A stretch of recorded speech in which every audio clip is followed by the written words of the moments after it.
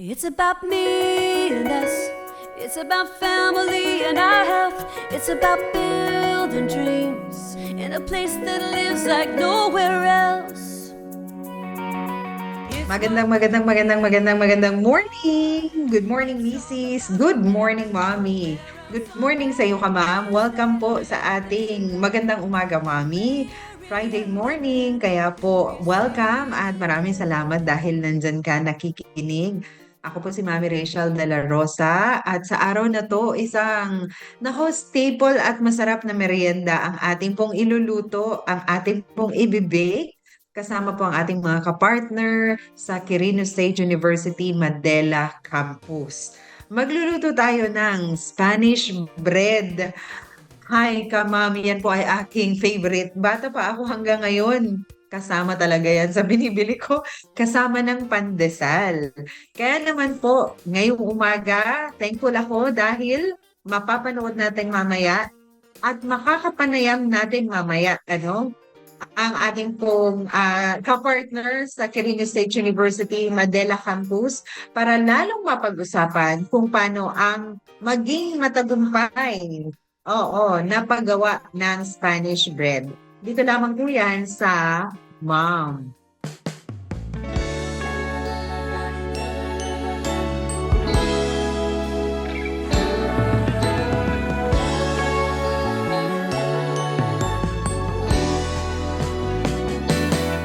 Tuwing aking naaalala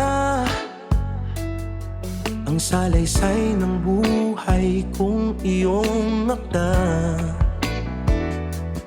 may bukod tanging bidang-bida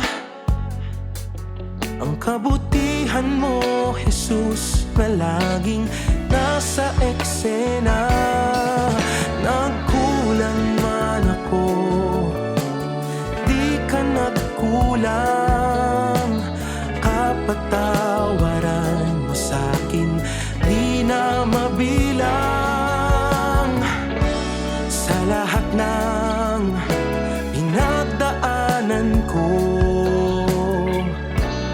isa lang ang masasabi ko. Buti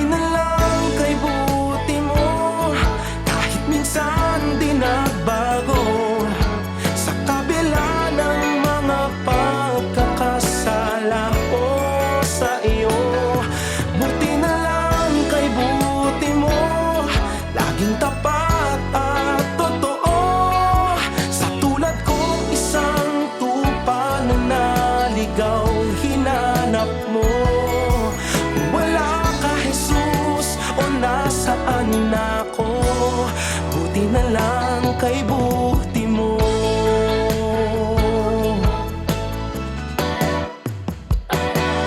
Di man matanaw ang nakatadhana,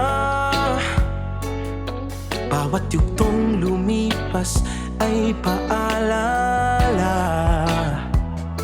Ano mang mangyari sa tutunguhan, papunta pa lang ako, ang kabutihan mo'y nakabang na. Nagkulang man ako, di ka nagkulang. Kapatawaran mo sa'kin, di na mabilang. Sa lahat ng pagdadaanan ko, ito pa rin ang masasabi ko. Buti na lang, kahit minsan di nagbago, sa kabila ng mga pagkakasala ko sa'yo. Buti na lang kay buti mo, laging tapat at totoo. Sa tulad kong isang tupa na naligaw, hinanap mo.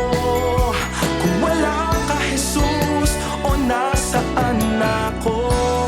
Buti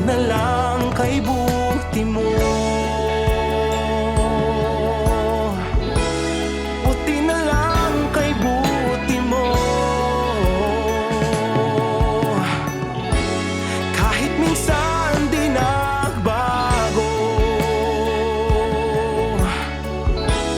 Laging tapat at totoo.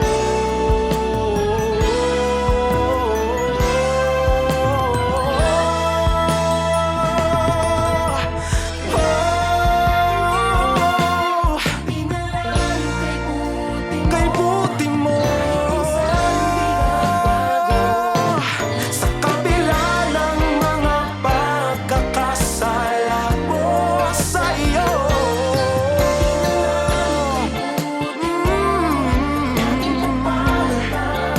Kay buti mo, sa tulad ko, isang tupa na naligaw, hinanap mo. Kung wala ka, Jesus, o nasaan ako? Buti na lang kay buti mo.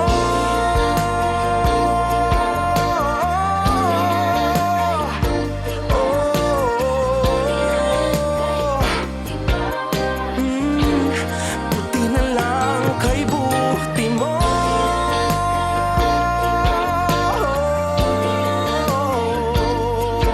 Kung wala ka, Jesus, o nasaan ako? Buti na lang kay buti mo.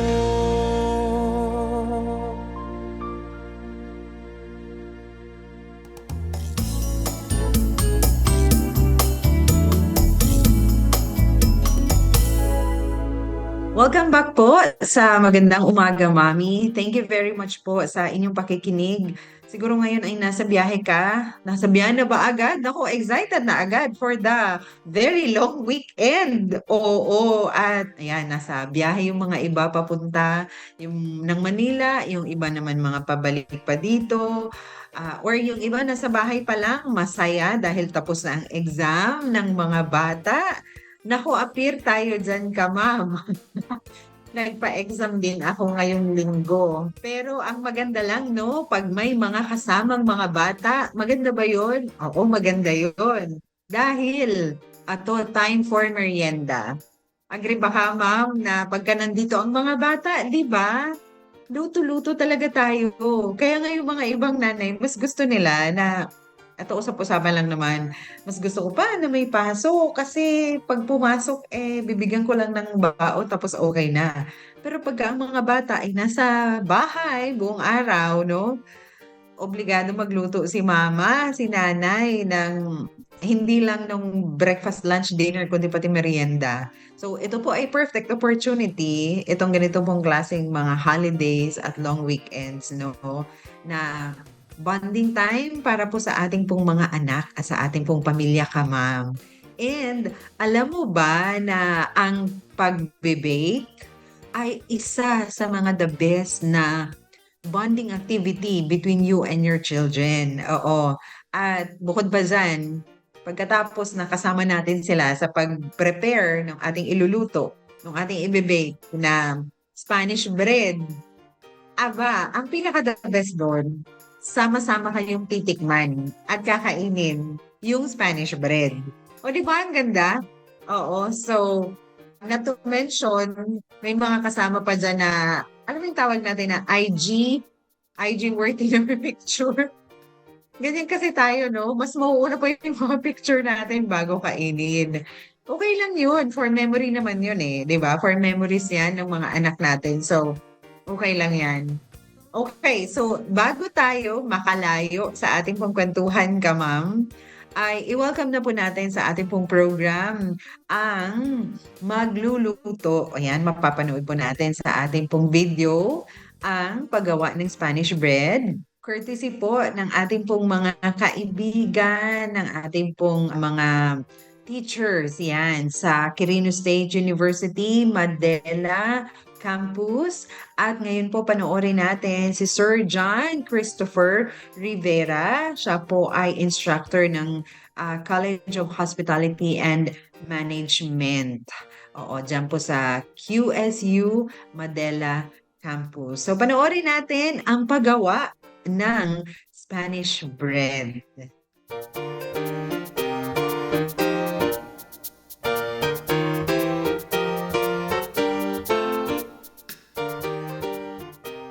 Mabuhay! Ako si John Christopher Rivera mula sa Quirino State University, Mandala Campus, College of Hospitality Management. At tara, samahan niyo akong gumawa ng Spanish bread. At narito ang mga kinakailangan nating kasangkapan sa paggawa at pagluluto ng Spanish bread. Unang-una ay ang ating mga dry ingredients. Nandito ang 1.5 cup first-class flour o kaya ay bread flour at 1.5 cup all-purpose flour. Para naman sa ating yeast mixture, kinakailangan natin ng 1 tablespoon yeast, 1/8 teaspoon sugar, at 1/2 cup fresh milk or pwede naman po tayong gumamit ng evaporated milk. Para naman po sa ating mga liquid ingredients, kinakailangan natin ng 1/8 cup sugar, 1/2 cup milk, 3 pieces egg yolk, at 1/4 cup butter. Para naman po sa ating filling, kinakailangan natin ng 100 grams butter, 100 grams brown sugar, vanilla, at 100 grams breadcrumbs.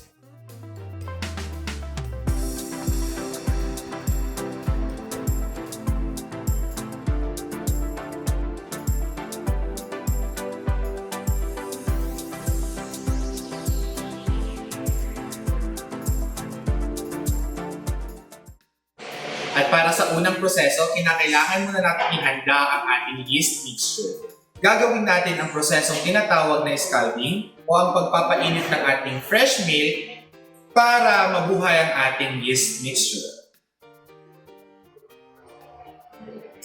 Papainit natin siya upang maging maligamgam ang ating evaporated milk or fresh milk. At kapag namumuo na ang gilid ng ating mixing bowl,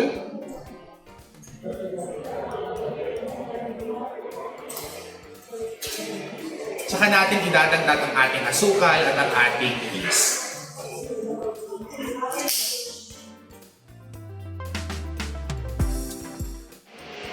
Sa kabilang banda, habang hinahantay natin na maging maligamgam ang temperatura ng ating fresh milk o ng ating evaporated milk, ay ihanda na natin ang ating ibang kinakailangang kasangkapan para sa ating dry ingredients. Narito ang mga sumusunod, uulitin ko lamang. Kinakailangan natin ng 1.5 cup first-class flour o bread flour at 1.5 all-purpose flour.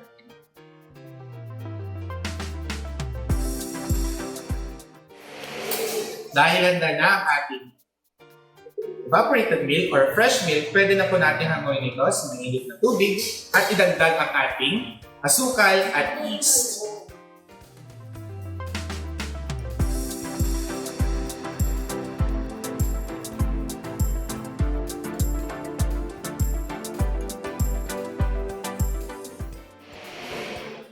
Pagkatapos haluin ay takpan upang tuluyan itong umalsa. At dahil handa na ang ating yeast mixture, yan. Bubbles na po siya. Dahil handa na ang ating yeast mixture, ay paghahaluin na natin ang ating mga dry ingredients. Nandito ang ating first class flour, ang ating all-purpose flour, ang ating salt, sugar. Paghaluin muna natin siya gamit ang ating wooden spoon.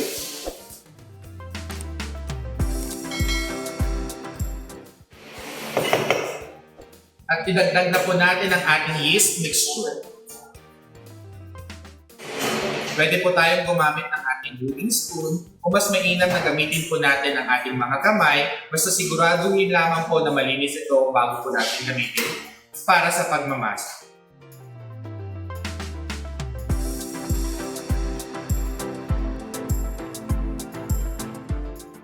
Pwede na po natin idagdag ang ating 2 pieces egg yolk at ang ating 1/2 cup fresh milk or pwede naman pong evaporated milk.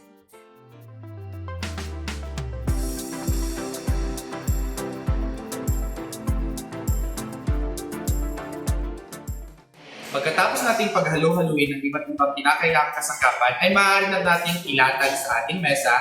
Basta siguraduhin na malinis po ito para mas epektibo po nating mamasa ang ating tinatawag na dough. At huwag natin kakalimutan, ang pinaka-surface po ng ating lamesa ay kinakailangan po nating lagyan ng oil o ng butter para hindi dumikit ang ating tinatawag na dough, maski ang ating mga palad sa ating pagmamasa.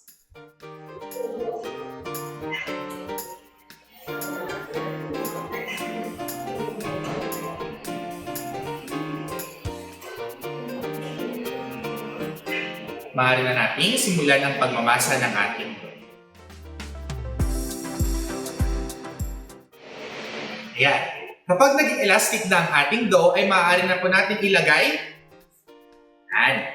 Kapag elastic na po ang ating dough, ay maaari na po natin ilagay sa ating mixing bowl na mayroong mantika upang hindi dumikit ang ating dough at takpan ng cling wrap at ipahinga ng 1 oras.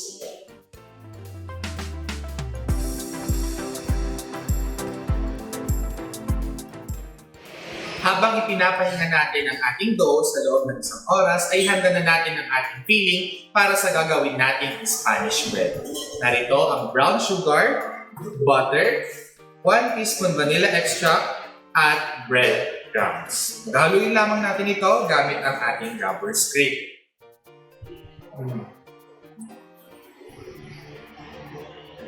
At narito na ang ating tapos na magawang filling para sa ating Spanish bread. Makalipas ang 1 oras, ito na ang ating dough. At ngayon ay ilalabas na natin mula sa mixing bowl upang tanggalin ang nagawang o nailabas na gas mula sa fermentation process kaninang ipinahinga natin ang ating dough. Gagawin po natin ang tinatawag natin na punch down method para ma-release po ang gas mula sa dough na ginawa.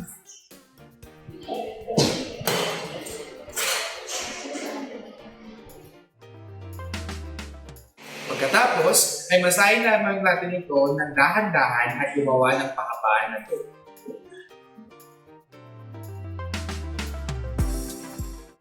Pagkatapos natin may handa ang ating dough, ay panahon naman para ikat natin ito ang isang sukat na nagsisimbang ng 1.8 grams.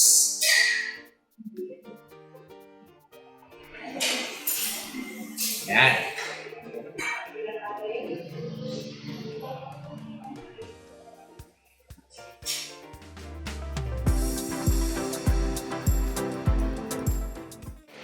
Pagkatapos natin makat lahat ng ating dough, ay panahon na para ating i-shape ang ating mga dough para sa hugis ng isang Spanish bread. Kailangan na natin ihanda ang ating dough. Masahin ng konti. Yan. Pagkatapos natin ma-shape ang ating dough, ay kinakailangan natin gumamit ng rolling pin para may shape na natin dough sa desired shape natin para sa isang tinatawag natin na Spanish bread. For that, kinakailangan po muna natin takpan ang ating mga natirang dough upang hindi agad-agarang umalsa bago natin siya maluto o i-shape. Pwede po tayong gumamit ng mga malilinis na tela o ang tinatawag natin na katsa, ang bag ng ating mga harina. Kaya tuloy na natin ang paggawa. Gamamit po tayo ng ating rolling pin na kailangan natin i-flatten ang ating dough na para bang gumagawa ng hugis parisuka.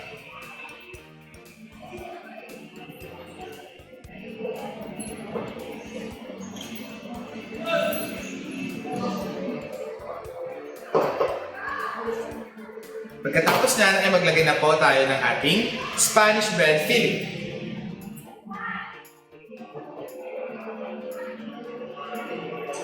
Pagkatapos ay kagaya lamang po siya ng paggawa ng lumpia. Isin po natin ito. At dito rin po sa magkabilaan na side.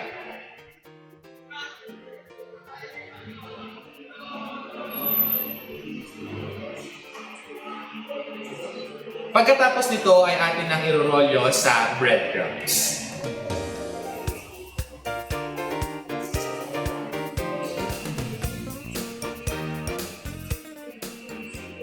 Pagkatapos nito ay pwede na natin ilagay sa ating grease pan. Huwag po natin kakalimutan na ang pinakadulo pong parte ng ating dough ay nasa ibabang parte upang hindi po matanggal ang pagkakalak ng ating Spanish bread dough. At ito na nga po ang ating mga nagawa na Spanish bread.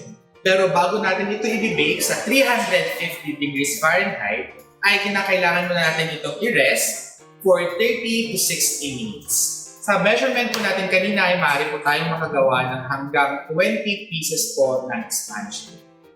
15 minutes po ang kinakailangan natin sa pag-preheat at 350 to 360 degrees Fahrenheit. Kaya tara muna, final proof muna natin ito. At pagkatapos nga ng isang oras na final proofing, ang ating Spanish bread ay handa na po para sa pag-bake. Sa loob lamang ng 15 to 20 minutes ay meron na po tayong finished product. Kaya tara, sabahan niyo ako sa pag-bake. Ito po ang ating ginagamit na heavy-duty oven. Sa may 350 degrees Fahrenheit ay isasalang na natin ang ating Spanish bread for 15 to 20 minutes. At pagkatapos nga ng 20 minuto ay meron na tayong finished product, ang freshly baked Spanish bread. Mag-ingat lamang dahil mainit po ang ating heavy-duty oven.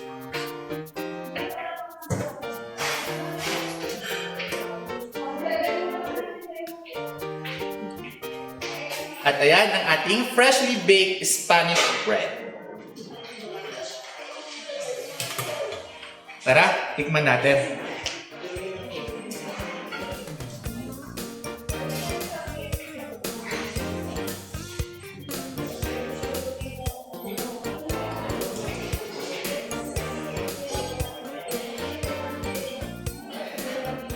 At dito na nga nagtatapos ang ating video para sa paggawa ng Spanish bread.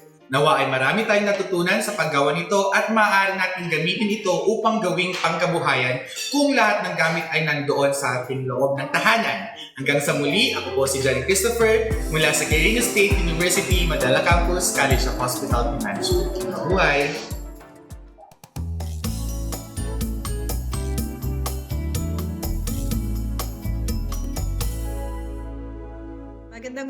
Magandang morning uli sa iyo ka, ma'am. We are happy and we are thankful and we are glad to welcome po sa ating pong ma'am tahanan.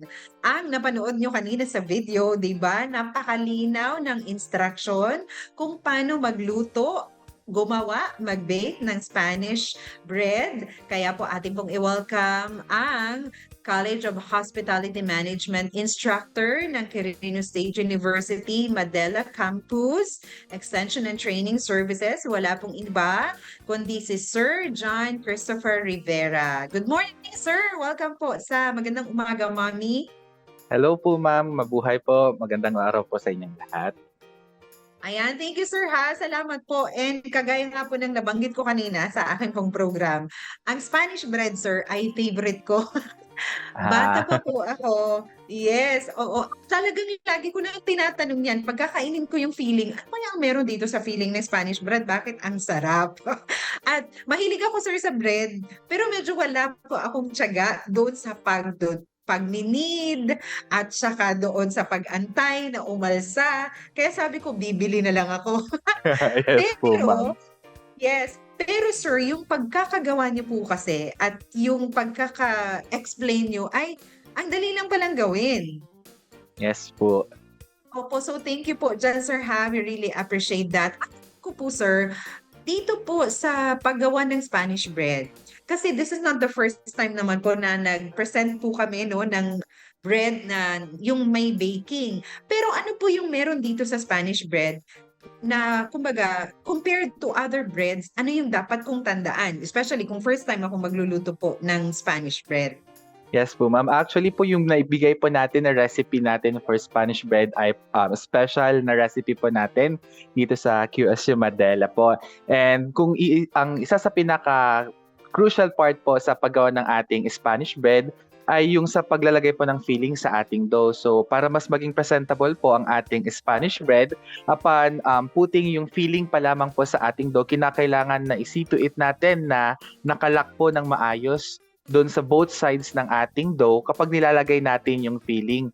Dahil kung napansin naman po natin yung sa recipes po natin na pinakita sa ating video, kakaiba po or hindi lang po siya basta pang commercial or pang tinda, basta may makita, kundi po special po yung recipe na gagamitin po natin for that na Spanish bread po, ma'am. So yun po yung isa sa pinaka-crucial po na part sa paggawa ng ating Spanish bread. Then kagaya rin lang po ng iba pang recipes for bread, kinakailangan lang po natin na tandaan yung time po for proofing, yung sa resting po niya, and then final proofing, at saka yung pagpipreheat po ng ating oven bago natin i-bake ang ating Spanish bread po.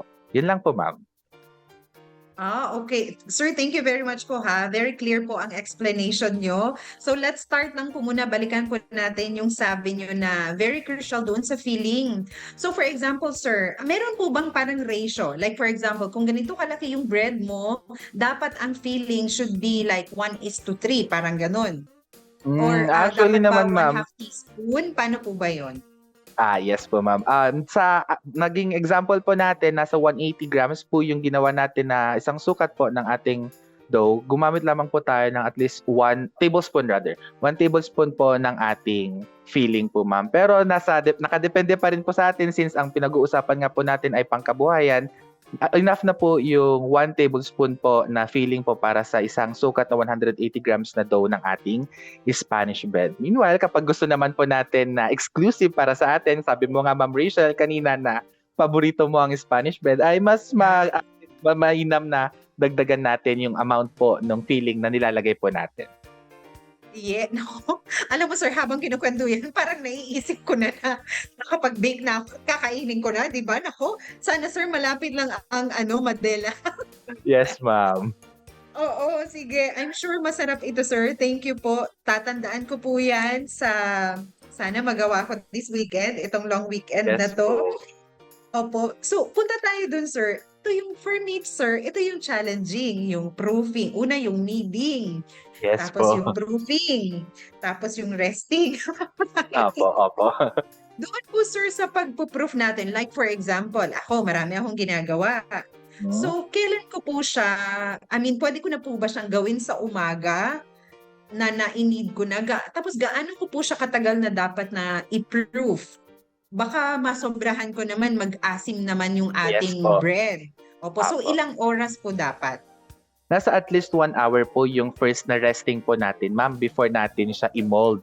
And then for final proofing, ganun din po na 1 hour din po. Yung final proofing before natin i-bake. So yun lang po, ma'am. Ganun lang kabilis po. So pwedeng sa umaga, lalo na po kapag meron na po tayong available na mga stand mixers or yung mga dough mixers po natin, ma'am. In the morning, pwede natin, yun na yung gagawin natin. I-mix na natin lahat ng mga ingredients sa ating mixer. And then, pag na-mix na natin, i-rest po natin for 1 hour. After an hour, pwede na po natin siyang i-shape. Pwede na po natin lagyan ng filling. And then, final proofing for 1 hour. Ready to bake na po siya. Oh, wow, ang tagal. Hindi, joke lang, sir. Ganun talaga. lahat Yes kailan po, talaga ma'am. mapasensya kung gusto mo ng masarap na tinapay. Okay. Sir, doon po sa yung sa shaping, medyo challenge po yan sa akin. Parang pag sa inyo, parang ang dali lang tingnan po, no? Paano po pag ako, like for example, beginner, ano po yung dapat kong tandaan doon sa pag-shape na? Di ba kasi siya, Yes isang po. buong mixture siya. Apo. Opo. So, kailangan ko siyang kuhanin at i-measure ko para sakto yung timbang. Para Yes pagka po. binake ko siya, even yung baking. Paano po yung technique na dapat ko pong gawin sa Ayun po, ma'am. yung pag-shape?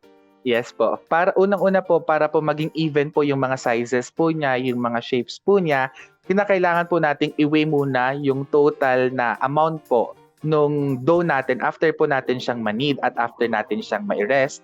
And then saka po natin siya i-divide kung ilan po yung portion na gusto nating magawa doon sa dough po natin. Ayun po, para mas mapapabilis naman po at mas magiging maganda yung kalalabasan po ng ating Spanish bread. Sa pag-shape po, paglalagay na po ng filling, ang una po natin gagawin doon is gagawin lang po natin ng ball-like yung dough po natin, and then gagawin po natin siyang parang elongated.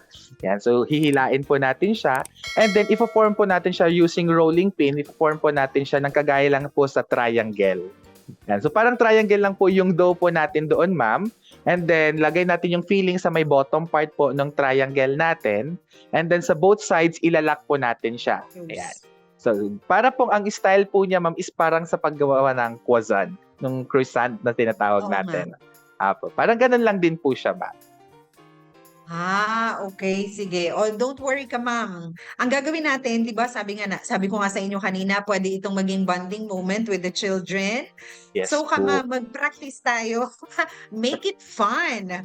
Oo, bago natin siya gawing pang-negosyo, gawin muna natin siyang masayang moment kasama yung mga Kasama anak ang natin pamilya. mag-experiment. Opo, Yes po, oo. ma'am. Okay. So, sige. Sir, thank you po ha. Gagawin ko po Yes yan. po. For our last question po, kasi very crucial din po dito yung yung baking time. Kunyari ako, sir, kasi 'di ba iba-iba naman yung mga oven. Meron yung industrial, meron yung ako sa bahay po, yung pangbahay lang. Papaano ko po malalaman na iba na preheat ko na siya, so ipapasok ko na. Paano ko po malalaman na luto na siya or sakto lang? Kasi minsan, sir, ito na-try ko. Minsan, sinunod ko naman yung time. Like, for example, 20 minutes. Pero medyo overcook na siya. So, Apo. opo. So, kailangan ko pang alamin yung ano ng aking oven. Yes Paano po. po yun?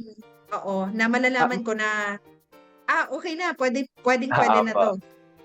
Sa mga ganitong klase po kasi ng mga produkto na nabibake po natin, especially sa mga breads po natin, compared sa mga muffins, mga cupcakes, or other pastry items po kasi natin, pwede siyang gamitan po ng tinatawag natin na cake frills, or kung wala naman tayong cake frills, yung tinatawag na toothpick. So yun po yung usual na ginagamit po kasi natin for pastry items. But for breads po kasi, ma'am, usually, kinakailangan nating mag-stick sa time po or sa period po dapat ng pagbe-bake. And ang isa sa pinaka-basis po natin ay doon po sa magiging outer texture po at saka nung kulay po mismo ng mga bread po natin, ma'am. Usually po kasi, kagaya ng nasa instruction ng ginawa nating Spanish bread, ay nasa 15 to 20 minutes po ang pagbe-bake natin for Spanish bread. We have to consider also po yung mga yung outer texture po niya, kung nagiging golden brown na po ba yung kulay ng ating mga bread, or kulang pa po siya sa pagkakaluto, dahil alam ko yung mga ibang klase pa po ng mga breads ay naka-laminating process, ganyan. At may mga instances na dahil sa sobrang init po ng oven po natin, luto na yung outer ng mga bread natin, samantalang sa loob ay hindi pa po luto. So, number 1 po ay kinakailangan natin talagang i-consider yung init po ng ating oven. At kung nagpipreheat po tayo, kinakailangan na nasa 15 minutes lamang po ang pagpipreheat natin, dahil kahit nasabihin natin na nakaset po yung oven natin ng 350 to 360 degrees Fahrenheit po, kung lumagpas naman na po tayo sa preheating time, ay maaaring makaapekto rin po ito sa pagkakaluto ng ating mga dough. Yun po, ma'am. Okay. So, thank you, sir, ha. Kailangan po nating tandaan yan ka, ma'am. Oo, hindi ibig sabihin na longer ang preheating ay okay siya. Hindi po pala. So, na dumadagdag pa siya doon sa temperature sa loob ng oven. Yes po. Very nice insight yan, sir, ha. Thank you po. Na-appreciate ko yan. First time ko po yung marinig ngayon. Okay po. Okay. So, actually, yan lang naman po yung aking tanong. Yes po. Unless meron pa po kayong nais pa pong idagdag na dapat naming tandaan bilang first timer sa paggawa po or pag-bake po ng Spanish bread. For me, ma'am, siguro doon sa bilang first timer nga po na paggawa, lalo na sa Spanish bread, probably medyo may comparing sa mga nabibili natin sa products na sa mga bakery shops, ganyan. Pero since first time po tayo, sana magkaroon tayo ng room for improvement, or nandun pa rin sana yung room natin na, okay, baka pwede pa nating itry ulit or i-explore pa po yung mga recipes na ginagamit natin. Dahil minsan po yung mga nagagamit nating recipe ay probably galing sa internet, galing mismo sa mga booklets na nabibili po natin, or nakalagay sa mga product labels, mga ganyan, yung mga recipes na yan. Minsan kinakailangan din po talaga nating i-explore yung mga recipes. Baka minsan may mga mali sa sukat po ng mga ingredients natin, o kaya naman minsan ay may no-overlook po tayo sa mga process na ginagawa po natin. Yun lang naman po, ma'am. Very nice yun, ha. So, ito po, kung tama po yung pagkaintindi ko, ang sabi niyo, sir, huwag matakot na mag-try, na Yes mag-explore, at sumubok at i-improve yung Yes iyong po, ma'am. existing na ginagawang recipe. Yes po. Nice. So, ang ibig sabihin ni Sir ay continuous improvement para lalong mapasarap yung ating Yes pong po. yung ating pong produkto. Tama yon. Thank you, Sir, ha. Actually po, dito po talaga sa ma'am, lagi pong sinasabi na yung binibigay po natin dito ay basic and standard, Yes po. espesyal. So, nasa sa inyo na po yan na i-tweak or i-add or mag-explore kung ano yung alam mo yun, yung magiging okay, swak sa panlasa mo. Na Yes po. ultimately, it will sell good. So, magiging na talaga siyang pangkabuhayan. Okay, sige. Sir, thank you very much po for your time. We really Yes appreciate po. you. We hope Maraming to see you salamat again din po. sa mga susunod na panahon. And God Yes bless po. po. Maraming salamat din po, Ma'am Rachel, at sa lahat po ng taga-subaybay natin. Mabuhay Ay, po. sir. Yeah, Yes I po. remember, sir. Naku, baka po meron po kayong nais na batiin. This is that time. Nabatiin po yung iyong kamag-anak, kakilala. Ayan po, binabati ko po lahat ng aking mga kamag-anak, kapamilya at kapuso, mga Navarro and Rivera family, and ganun din po, syempre sa mga faculty and staff ng Quirino State University, from Difun Campus, Cabarugis, and Madela Campus, mabuhay po at magandang araw po sa ating lahat. Thank you once again, Ma'am Rachel. Thank you po, sir. Ayan, hello po sa inyo po sa campuses po ng Quirino State University. Maraming salamat. Madela, Cabarugis, Quirino, salamat po sa partnership and we look forward to more food technology videos with you. Bye po, sir. Salamat po. Ingat Maraming po. salamat po, Ma'am. Nagsasahing papawid mula sa Santiago City, Isabela. Tampok ang iba't ibang wika at kultura. Nagpapahayag ng mensahe ng pag-asa mula sa Panginoong Hesukristo. Ito ang 1143 TZMR, your Missions Radio. Ang estasyong ito ay matatag na katuwang ng kapisanan ng mga broadcaster ng Pilipinas. Nagdiriwang ng 50 taon ng matatag at tapat na pamamahayag.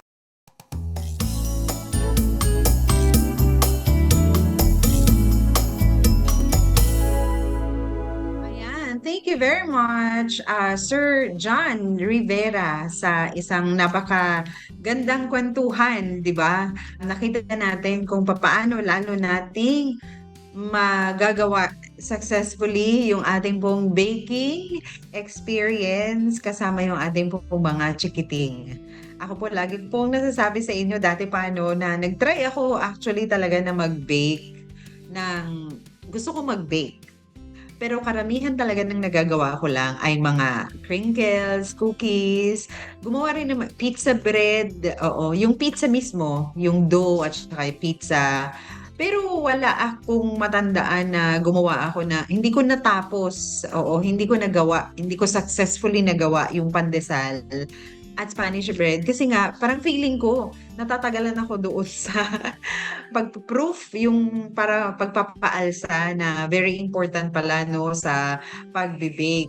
Pero right after po nito, sana ngayong long weekend, masubukan ko to together with my children, itong paggawa ng Spanish bread. And kagaya ng sinabi ko sa inyo, na isa to sa mga favorite ko. Actually, kahit ngayon, binibili ko pa rin to. At nakita ko kung paano nag-evolve yung mga Spanish bread na, alam mo yung dati, medyo maliliit lang yung Spanish bread dati, nung bata pa ako. Although meron pa rin naman ngayon, pero meron akong mga suki na bilihan ng mga tindahan na iba't iba na, kumbaga may sarili silang signature or tatak na lasa, yung pagkakagawa nila ng Spanish bread.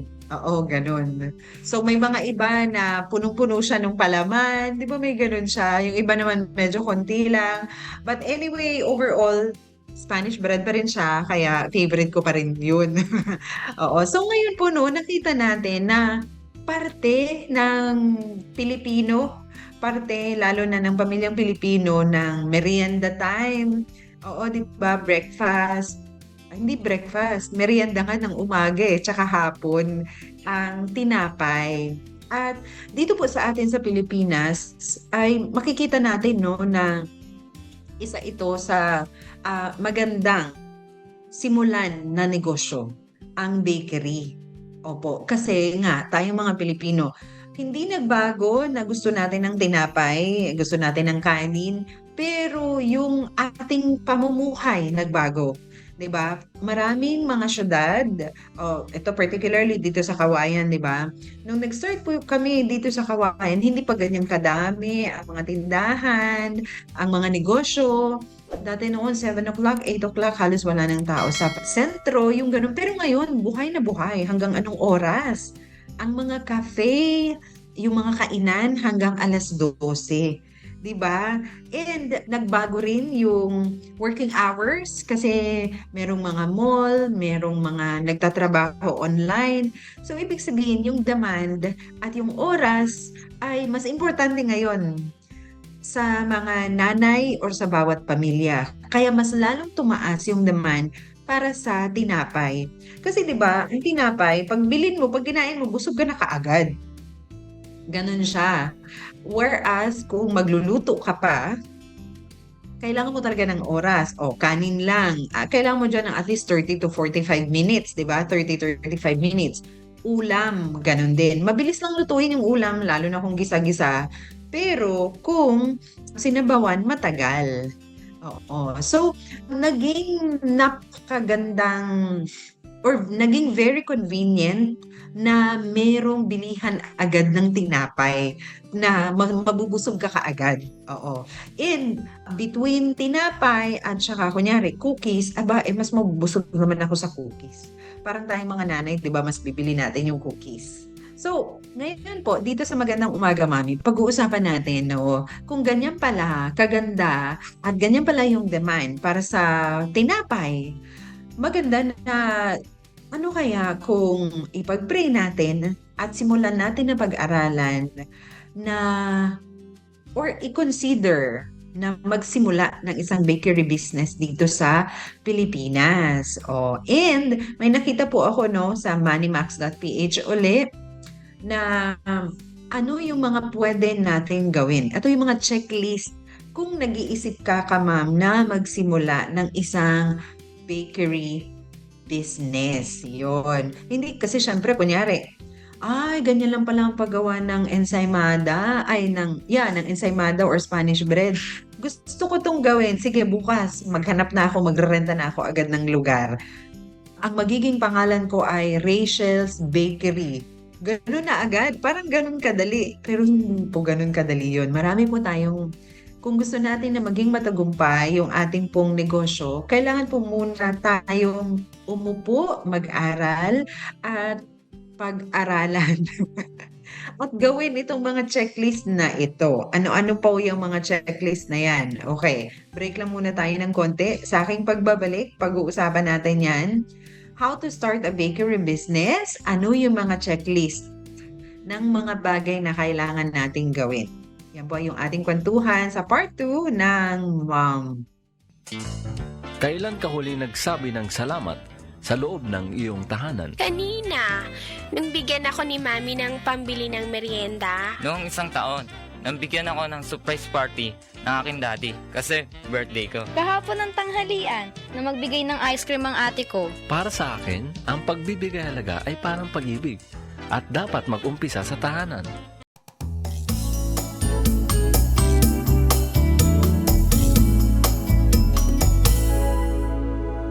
Back po sa Magandang Umaga Mami. Ma'am, ang pinag-uusapan pa rin natin ngayon ay gabay. Ayun, gabay or checklist. Ito yung mga kailangan natin gawin kung ikaw ay nag-iisip na magsimula ng isang bakery business dito sa Pilipinas.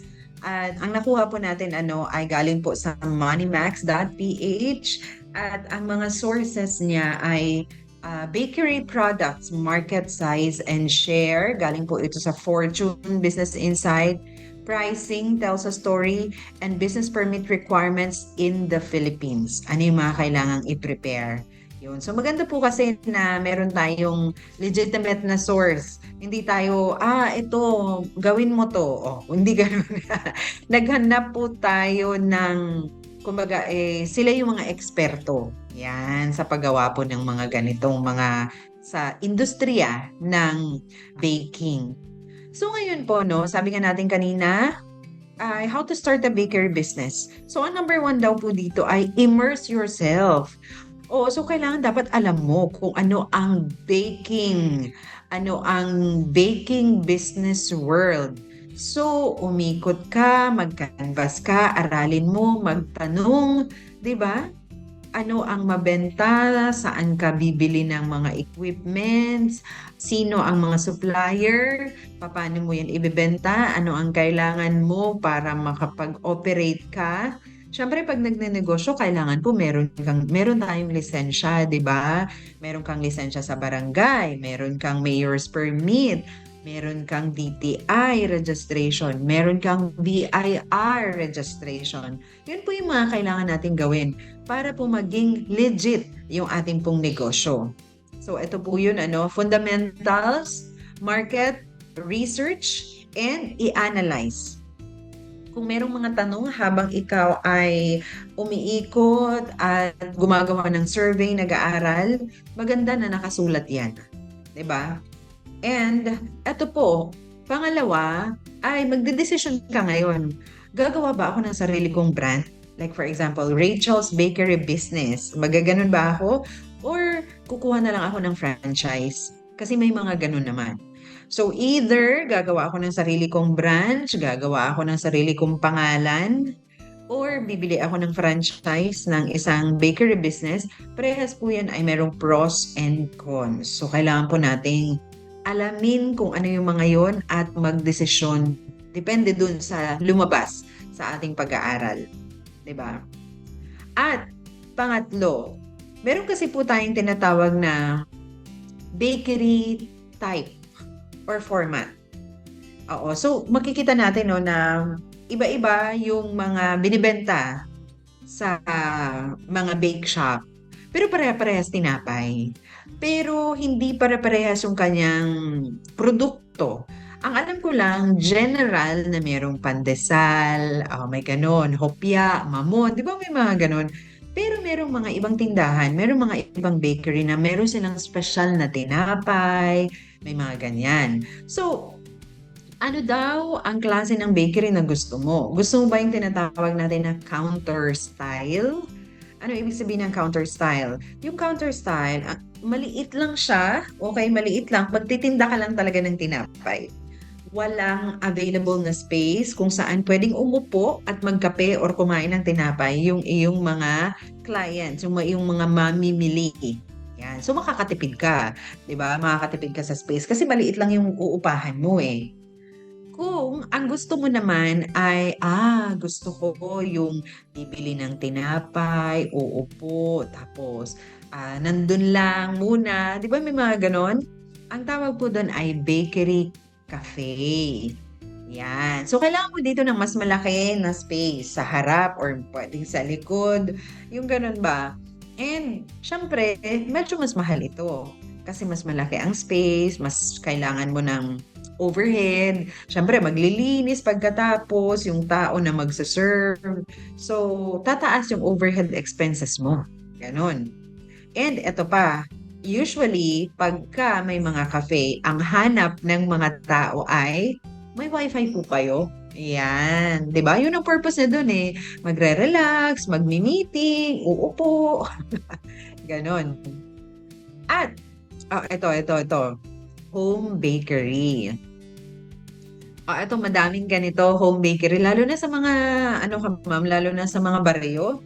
Diba? Patok ito na home bakery kasi ang layo ng sentro, ang layo ng mamamasahe ka pa. Diyan ka na, yung pinakamalapit sa lugar mo, di ba? Sa baryo, na home bakery. Sa bahay ka lang. Kung meron kang space dyan sa tapat ng bahay mo, meron kang area kung saan pwede ka makapag-bake, makapaglagay ng mga baking equipments, di ba? O di, okay na yun. So, ito po yung mga kailangan natin na alamin. Kung anong klase ng bakery business ang gusto mong itayo. And, ito po napaka-importante po nito. Kailangan umupo at gumawa ng business plan. Ano yung business plan? Ayon po dito sa atin pong material, sa website ng manimax.ph na kinuha nila sa iba't ibang mga sources. Sa business plan, kailangan mo po ditong ilagay yung iyong business goals. Kumbaga ito yung step by step. Kasi 'di ba pag gumagawa tayo ng plano, oo, meron tayong sinusunod diyan eh. Dapat yan may oras, is it doable? Nakalimutan ko ka ma'am, yung proseso ng pag-set ng goals, oo. Pero sige, pag-usapan natin yan next time. Pero ang importante po na nakalagay dyan sa business plan ay meron kang mission and vision. Oo, para ito yung parang guiding principle mo. Sino yung target market mo? Oo, class A, class B, class C. Kasi kung magluluto ka, magtitinda ka dyan ng tinapay. For example, ensaymada, na yung tinatawag natin na artisan, ensaymada, di ba? Homemade, espesyal. So, ang halaga niya, ang isang piraso ay 70 to 100 pesos. Tapos, ibibenta mo siya sa baryo na ang afford ng mga tao ay yung 10 pesos lang or 15 pesos na tinapay na ensaymada. Sa tingin mo ay mabibili yun? Di ba hindi? Oo. So, dapat alam po natin yan. Ano yung target market natin? Sino yung bibili? Okay? At ano sa tingin mo yung magiging hadlang? Challenges. Oo. Para sa pagbenta ng produkto mo. Ganon. So, naisulat mo dapat kung ano yung mga products. At ano yung selling point mo? Ano yung meron? Kasi sa dinami ng mga existing na mga bakery at bake shop ngayon, di ba? Ano ang meron ka na espesyal? Oh, ganun muna yung tanong eh. Parang pag nag-a-apply ka ng trabaho, di ba? O tell me, why should I hire you? Ano yung meron ka? Ano yung qualifications mo na meron ka na wala sa iba? Yan. So, dapat masasabi natin yan para yung ating pong mga target customer ay bibilhin. Yun yung ipangbebenta mo sa kanila. Di ba maganda siya? At, ano pa? Kailangan po natin mag-research. I-research po natin yung baking industry. Kung nasaan kang lugar. Opo, importante yon. Mag-interview, mag-survey, hanapin sino ang mga supplier, di ba? Sino na yung mga matatagal, kumbaga institusyon na sa baking industry. So, importante po dito yung tinatawag natin na network. Oo. Siyempre, hindi tayo magtatanong doon sa wala namang business, di ba? Na, alam mo, feeling ko ganito ang dapat mong gawin. Wala nga naman siyang negosyo eh, di ba? Wala siyang experience din. So, dapat ang hanapin natin dito yung marunong, yung may experience. Alam na niya kung ano yung ginagawa niya. Ganyan. And, ano pa? Ito, kailangan tayong gumawa ng outline. Okay. Ano yan? Akala ko sa report lang yan sa school. Yung outline. Kahit pala sa negosyo, meron din. So, ito po, very important pala ito para yung ating po mga plano ay organisado. Actually, meron daw po ang DTI no ng isang format na pwedeng gamitin. Oo, na template. Ibig sabihin ng template, naka-ready na siya, gagamitin mo na lang at i-apply mo na lang yung sarili mong information. So number 1, meron tayong tinatawag na executive summary, marketing plan, production plan, organization and management plan, and financial plan. Wow, ang haba no na parang wala naman ako naintindihan dyan ka ma'am. Masyadong puro English. Oo, ako din. Joke. Pero ganito lang po siya, no? Itong mga ito, ang ibig lang pong sabihin nito, pag sinabi nating executive summary, ano ang business mo? Oo. Sino yung mga magiging competition mo? Yan. Ganun yun. Ano yung qualifications? Ganyan. Tapos, ano pa? Papaano mag-grow yung business mo? Saan ka kukuha ng funding? At ano pa ba? Marketing plan. Okay. Ano yung gagawin mo para i-promote yung product mo? Talaga ka ma'am? Ganyan pala yan. Akala ko, basta lang mag-isip ako na magluto na ako ngayon ng Spanish bread, ibenta ko na bukas. Okay naman po yung ganyan. Kaya lang in the long run, kailangan po nating planuhin para po siya ay sustainable. Yung pong mga matagumpay ngayon na mga negosyo, may ganun po sila, umupo at nag-aral talaga at gumawa ng ganito. 'Di ba? Para walang nasasayang, para hindi ka malulugi, kumbaga. Ganon. So, ay yung funding, tapos yung management. Ako, ito po very importante. Yung management, paano ka magluluto, anong oras ka magluluto, paano mo siya ibebenta, anong oras. Kasi kung early morning ka magluluto, di ba? At alas 8, meron ka ng Spanish bread. Ang gusto ng mga tao, mainit pa pag merienda, yung Spanish bread or tinapay. O, di ba? So, pwede yung pinag-aaralan din po yan, pati po yung mga oras. Pati yung, very important po, financial plan. Para hindi ka malugi. Ayan, paano mo siya pepresyuhan? Paano yung markup? Ganon. Kung meron kang loan, nako, dapat masiguro na yung business mo ay merong ganitong klaseng kita. Oo, di ba? Para meron kang pangbayad sa loan. Or di naman kaya, para hindi ka abonado. Baka mamaya, sa isang araw, ito yung kita mo, sa araw-araw, bilangin mo. Baka mamaya, puro palabas lang pala yung pera. Walang bumabalik sa'yo, wala kang profit. So, very importante yun ka, ma'am. Yung tinatawag natin na return on investment. Oo. Diba? So, sige, okay lang. Marami akong budget. Sige, bili ka lang kayo ng bili ng equipment, bili ng yung gano'n. Pero hindi natin nakita na, may bumabalik ba? Nabebenta ba lahat? Baka naman nasisira lang. So, sayang. Diba? At actually, madami pa ito ka, ma'am. Oo. Meron ditong business plan. Pag-uusapan na lang po natin ito next time dahil ubos na po yung ating pong oras. Oo, but maraming salamat sa inyo pong patuloy na pakikinig ka, ma'am. Don't worry, i-discuss po ulit natin ito mas malinaw pa and I pray na makakuha tayo ng resource speaker, no, galing sa DTI. Oo, galing sa DTI or galing sa DOST para po mas maturuan tayo, mas mabigyan tayo ng guide on hand galing po sa mga eksperto kung paano ang pagsisimula ng isang negosyo, particularly ang sa baking industry. So, dyan po nagtatapos yung ating kwentuhan today. Meron pa po tayong verse. Abangan sa aking pagbabalik dito sa Mom.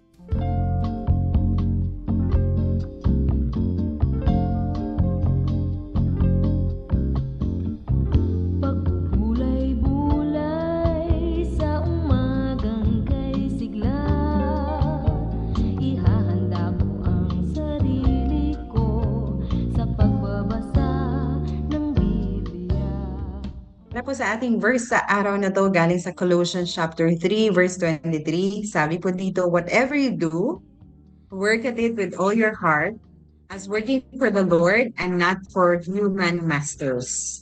So ito po, no, napakaganda pong reminder para sa atin ka, ma'am, na siguro kung sa araw na to parang feeling mo, ay nako, parang pagod na ako, araw-araw ganito na lang ang ginagawa ko. Kasi talaga namang totoo, may ganun po tayong mga feeling, 'di ba? And don't feel bad kasi 'yun po ay emotion. Oo, lalo na kung medyo patong-patong, marami tayong iniisip at wala tayong maayos na pahinga, walang maayos na tulog, 'di ba? Minsan baka pag hindi tayo maingat, mababurnout tayo. Right? Oo, at ang danger po diyan ma'am, 'pag tayo ay, na-burnout, na feeling mo ay ayoko na pagod na ako na lang lahat, yung ating mga desisyon ay maaapektuhan. Baka makagawa tayo ng rash decision, ika nga. So ito po magandang reminder sa atin, whatever we are doing, tayo ay nagluluto, tayo ay nagnenegosyo, tayo ay nanay at tatay at the same time para sa mga anak natin. 'Di ba? Galing ka na sa trabaho, mag-aaral pa kayo ng anak mo, may mga labahin ka pa, may iluluto ka pa na mga leche plan para bukas order sa'yo. 'Di ba? Naku, meron ka pa palang gagawin na report or di naman kaya, naku, yung kailangan ko pala itong i-deliver bukas. Ay, kailangan ko pala itong pagpuyatan kasi kukunin bukas. Yung mga ganun bang mga bagay. Oo. Tapos, puyat ka? Wait lang. Calm down, relax, and let's be reminded po nitong Colossians chapter 3 verse 23, whatever you do, work at it with all your heart. So walang problema dun na we give our best, We do it excellently. Kahit ano man yan na ginagawa natin, sa anak natin, sa asawa natin, sa trabaho natin, and most importantly for the Lord. Because sabi dito, let's remember, we are working for the Lord and not for human masters. Oh, na-stress ka sa boss mo, na-stress ka kasi parang ang sungit-sungit, parang ayaw mo na siyang katrabaho. Wait lang, sabi dito, do it with all your heart. Gawin mo pa rin yung best, gawin pa rin ng excellent because we are serving the Lord and not our human masters. When we do our best, when we cook, 'di ba, ng masarap na pagkain para sa anak natin, sa asawa natin, we're doing it for the Lord. 'Di ba? Ganun yun. Oo. Kaya magagawa natin siya ng maayos, matiwasay, at masaya. So, kakain yung mga anak natin, magsasabit tayo ng report. Magagawa natin yung ating trabaho na meron tayong ngiti, meron tayong peace and joy in our hearts. Because, sabi natin, I did it for the Lord. Yan. So, regardless, masungit si boss, masungit yung asawa, magulo yung mga anak, yung mga ganun ba? Do it for the Lord. Oo. So, lagi kang meron makikitang good in everything ka, ma'am. Excellent yung trabaho. Yun yung importante to. So, dyan po nagtatapos yung ating kwentuhan today. Thank you very much for listening. Ingat po kayo and God bless sa mga biyahe. Ito po ay long weekend. Enjoy it with your family and God's blessing and protection be upon us all. Salamat po sa pagkikinig. Muli, ako si Mami Rachel De La Rosa, nagsasabing anumang hamon ng buhay, kakayanin natin dahil tayo ay nanay at ang Diyos at Wina ang ating gabay. Bye! Ay kayang magsaya.